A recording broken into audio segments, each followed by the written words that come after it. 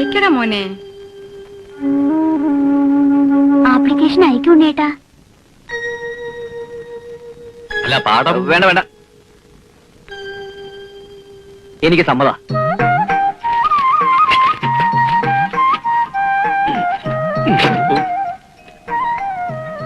എന്റെ പാറയ്ക്കാവിലമ്മേ, ഇതവന്റെ 52ാമത്തെ അപേക്ഷ. ഇതെങ്കിലും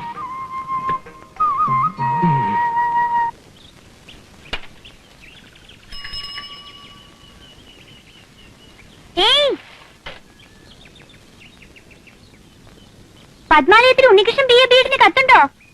ഇല്ല.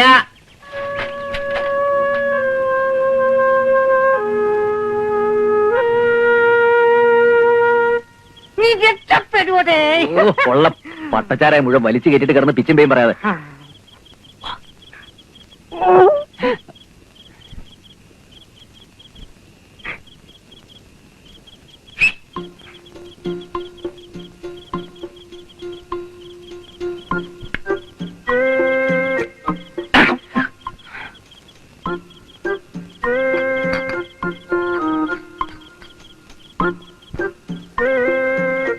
നീ ഇവിടെ തന്നെ നിന്നോണം.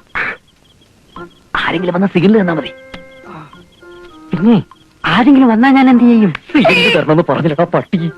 തരാം തരാം.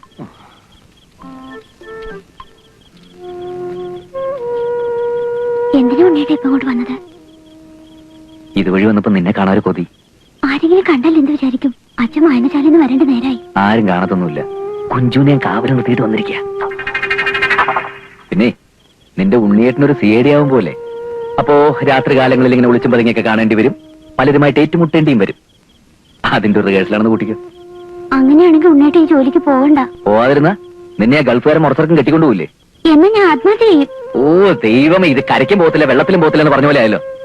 വഴക്ക് പറയത്തില്ലെന്ന് പാറേക്കാവിൽ ഭഗവതിയെ പിടിച്ച് സത്യം ചെയ്ത് മറന്നോ?